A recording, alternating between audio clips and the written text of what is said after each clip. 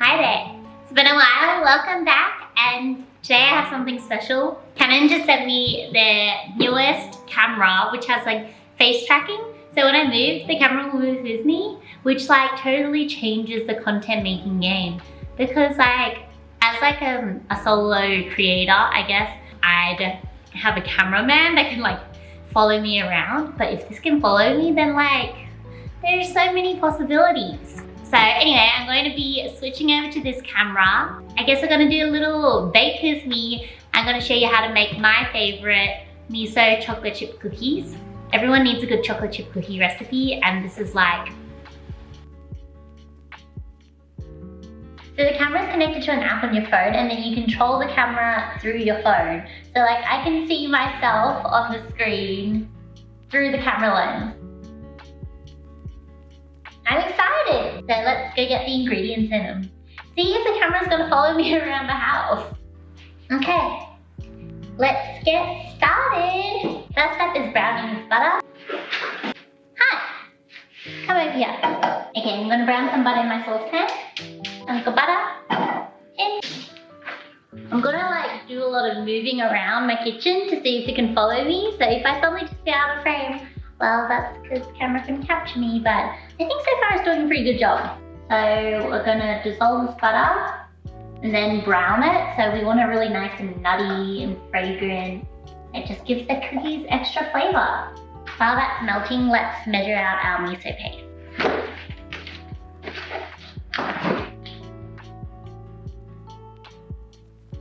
Gotta keep a close eye on it because it browns really easily, and like you'll turn your head and next minute it's burnt. So like, let's keep watching it. What if you go down? Okay, it's starting to get closer. Ooh, yellow, bubbly. Probably can't see what's going on, but you can see me. I think that's the most important part. You can see there's all these bubbles, right? When the bubbles kind of disappear, that's when your butter is ready. Follow me down to here. You can see about a tablespoon of miso paste.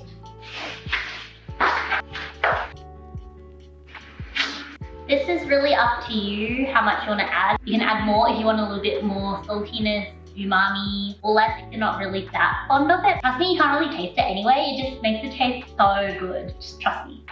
So I'm going to add about a tablespoon and then mix it until it has completely dissolved into the butter. Now I'm going to measure out the sugar. So I've got 100 grams brown sugar and 70 grams white sugar. This is my cupboard of everything. We've got flours, sugars, chocolate, and all other kind of powders. So anyway, brown sugar. Oh my god. Brown sugar and white sugar. And while we're here, let's take out the baking powder and the baking soda. 70 grams of white sugar and 100 grams of brown sugar. My brown sugar is like all stuck together, so it definitely needs a spoon. It's too much. Oh.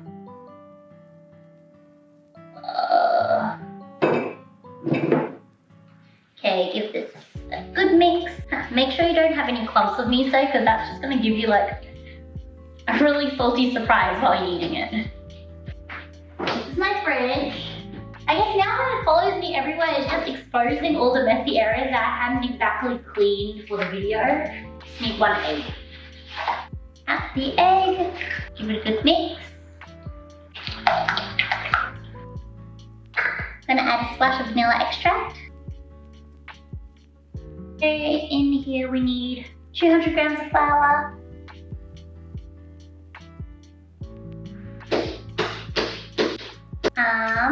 Half teaspoon of baking powder, baking soda, and give this a good mix. And this is when it will come together like a dough, because we're making cookies. That's the cookie dough. Kind of cover it with cling wrap, put it in my fridge, and let it chill out for about like an hour, or until it's firm, and then we'll add our chocolate chips and bake it. Okay.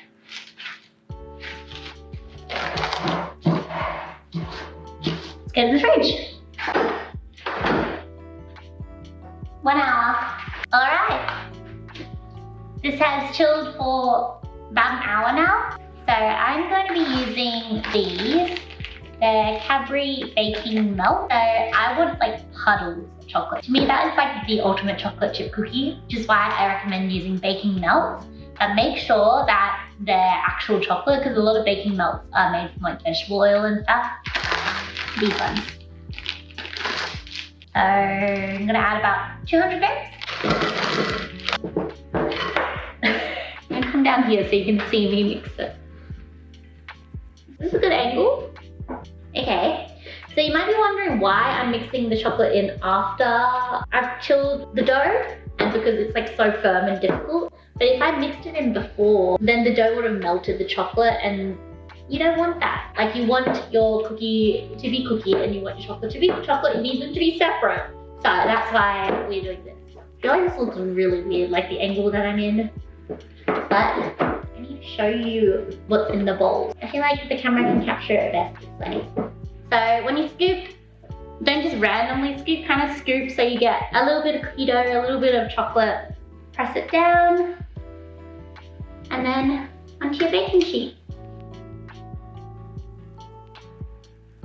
Make sure you leave enough space in between your cookies so that they don't melt into each other and become one giant cookie.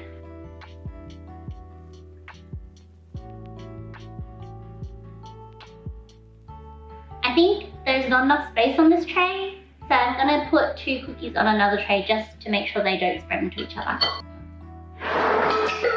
Oh, this one. Okay, got 2 on this separate little tray, and then these ones here. And I did add too many chocolate chips to the batter, so I'm going to press a couple on the ones that don't have something on the surface. Okay, our cookie dough balls are ready to be baked. So I'm going to bake them for about 12 minutes, or until they're like nice and golden, and then they'll be done. Can you tell it's exciting? Let's go.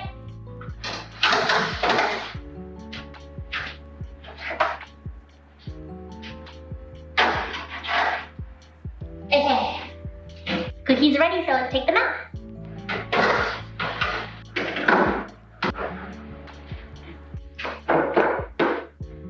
A quick hack for perfect cookies: as soon as they come out of the oven, get your perfect cookie cutter size.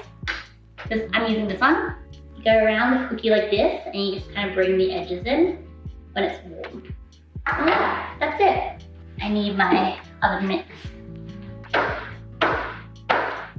You might be like, what am I doing? But trust me, like, it just brings out the wrinkles in the cookies. And yeah, while they are warm, I'm gonna sprinkle on some flaky salt so they kind of sticks to the puddles of chocolate.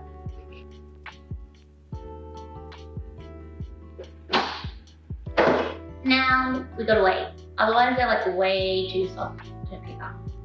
Aren't they like perfect?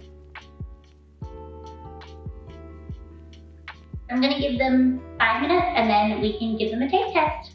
Okay, they have cooled enough for me to eat them. Let's choose the ugliest one because I'll give the other ones to other people.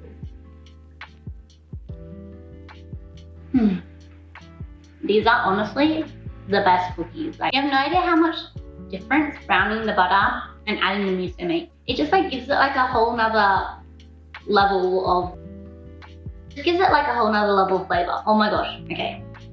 Look at that chocolate. You see that? It's crazy.